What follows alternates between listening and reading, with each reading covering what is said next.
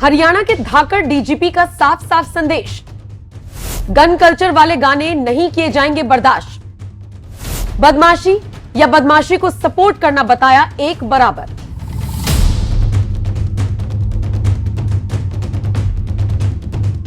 एक खटोला जेल के भीतर, एक खटोला जेल के बाहर। तेरे यार ने खोला सेंटर ट्यूशन दे बदमाशी का।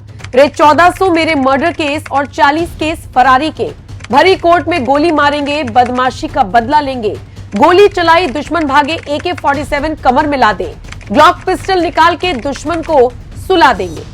और इसी तरह के सैकड़ों गाने सभी सोशल मीडिया प्लेटफॉर्म्स पर आपके लिए अवेलेबल हैं। ना इन गानों से 60+ बुजुर्ग बचे हैं, ना ही 18 साल से कम के युवा।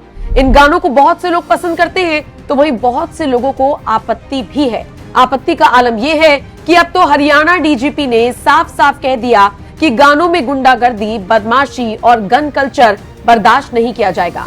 नमस्कार, आप देख रहे हैं NMF न्यूज। मैं हूं आपके साथ नमता चौधरी। आज बात होगी हरियाणा के उन धाकड़ डीजीपी की जिन्होंने गन कल्चर वाले गानों के खिलाफ आवाज बुलंद की है। 90 के दशक का वो दौर था जब तक भारत में गन कल्चर को लेकर कोई खास गाने नहीं बने थे, लेकिन 90 के मिड आते आते यानी 1995 के आसपास उसके बाद से ऐसे गानों ने जोर पकड़ना शुरू किया। इससे पहले भी कुछ गानों में बंदूकों का, डाकुओं का जिक्र मिलता है, लेकिन 1995 के बाद पंजाब और फिर हरियाणा में गन कल्चर को प्रमोट करते हुए गानों का सिलसिला जो शुरू हुआ वो इस कदर जारी है कि थमने का नाम नहीं ले रहा। आलम यह है कि अब डायरेक्ट सरकार को इस पर ध्यान देना पड़ रहा है।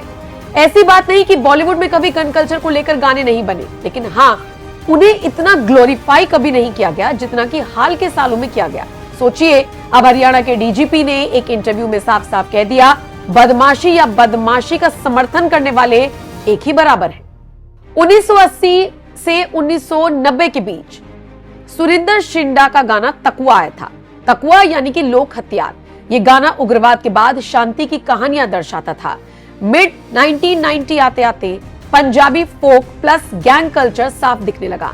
2000 आते आते डकैत स्टोरीज दिखने लगी। 2010 से अब तक रैप के साथ बदमाशी वाले गाने सुनने को मिलते रहे हैं। ऐसे में अब हरियाणा डीजीपी ने साफ निर्देश दिए हैं।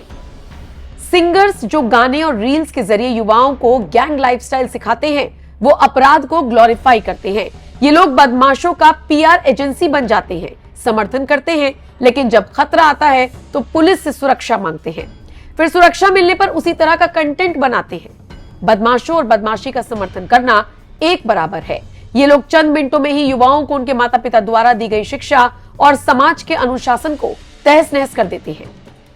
कई सालों से तेजी से युवाओं के बीच अपनी पैठ बना रहे ये गाने और इनके सिंगर्स को लेकर हरियाणा सरकार एक्शन मोड में नजर आई है। हरियाणा के डीजीपी का बयान तो आपने सुन ही लिया, लेकिन क्या आप जानते हैं 2025 में हरियाणा सरकार ने 40 से ज्यादा ऐसे गानों को बैन किया जिसमें हद से ज्यादा गन कल्चर था। इनमें अकेले मासूम शर्मा के ही 10 से ज्यादा गाने थे।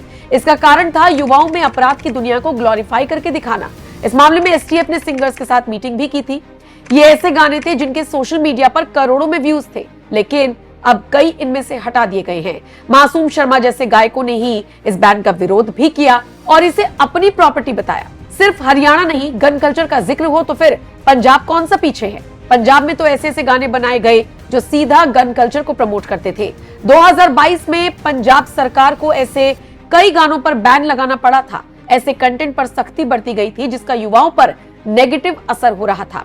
सिंगर सिद्धू मूसेवाला पर भी ये आरोप लगते थे कि उन्होंने ऐसे गानों को ऊंचाई दी जिसमें अपराध को ग्लोरीफाई किया गया, यानी बढ़ा चढ़ाकर दिखाया गया।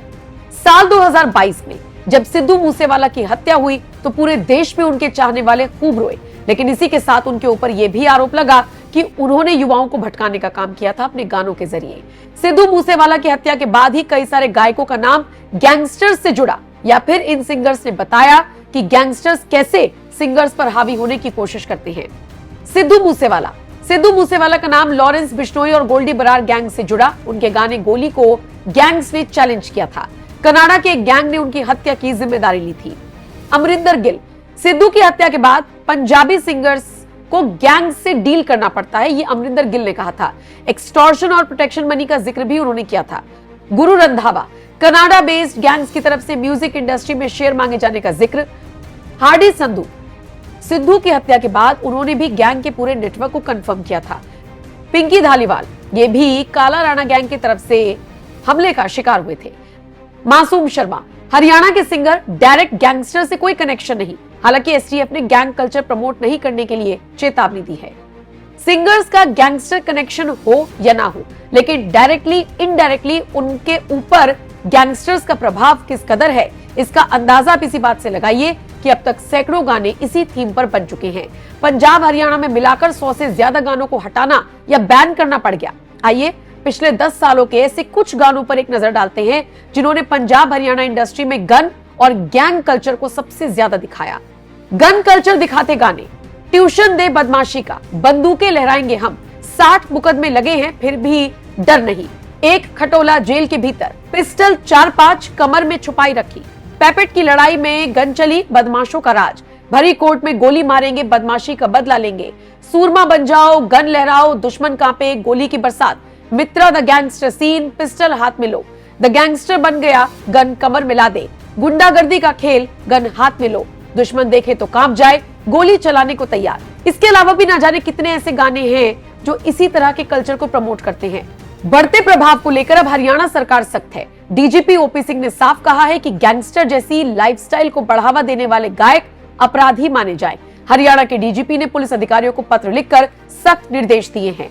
आपको बता दें, हरियाणा पुलिस ने इसी साल की शुरुआत में ऐसे गानों के खिलाफ कार्रवाई शुरू की थी जो बंदूकें दिखाते हैं, हिंसा का प्रचार करते हैं, नफरत भड़काते हैं। अब ये कार्रवाई तेजी से आगे बढ़ रही है। आपकी जानकारी के लिए ये भी बता दें कि ये वही डीजीपी साहब हैं जिन्होंने हाल फिलहाल बयान दिया था कि सारे गुंडे बदमाश थार और बुलेट से घूमते हैं, जिसके बाद इस मुद्दे की काफी ज्यादा चर्चा हुई थी।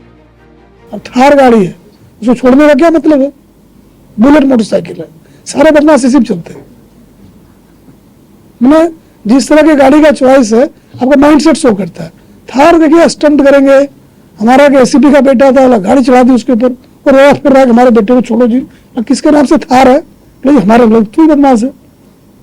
हम लिस्ट निकालें पुलिस की, कितने लोग थार होगी, जिसके पास भी थार होगी ना दिमाग घुमा होगा उसका। मैंने वो एक स्टेटमेंट है, थार गाड़ी नहीं है, स्टेटमेंट है जी हम ऐसे हैं। तो ठीक है, भुगतो जी, दोनों मजे थोड़े होंगे, दादागिरी भी हो, अब फंसे भी ना, दोनों कैसे होगा? तो ये स्थिति है। तो हमारा यही है कि भाई देखो, जाम जुम तो लोग भुगत लेंगे, बेइज्जती ना करा। सिर्फ यही नहीं, एक बार तो ओपी सिंह ने मीडिया के सामने ये भी कह दिया था कि सड़क पर आकर कोई शराब पिएगा तो सख्ती से निपटा जाएगा, लठ मारेंगे सीधा, भले आदमी दिखते हैं हम हैं नहीं। बिल्कुल, उसमें देखें क्या नियम है, उनका आता होगा, आते पिए, सड़क पर क्यों पिएंगे भाई? हमारा जूते उनको ऐसा थोड़ी होता। पूरा सड़क पूरी खत्म हो जाए। नहीं, आप मुझे भेज दिया करो। देखो ऐसा तो नहीं कि हम कनेक्टेड नहीं है, आप मुझे भेज दो, वीडियो बनाकर भेजो @ SHO गाड़ी चढ़ा देंगे, SHO गाड़ी चढ़ा देंगे, हम रिक्वेस्ट थोड़ी करेंगे। बोला मैं बहुत क्लियर इसमें हूँ जी कि जो हो सकता है, जो करना चाहिए वो करना चाहिए, नहीं तो चलिए जी। देख के हैरान हो जाएंगे कि इस तरीके। नहीं, मैं हैरान नहीं होऊंगा, क्यों हैरान होंगे?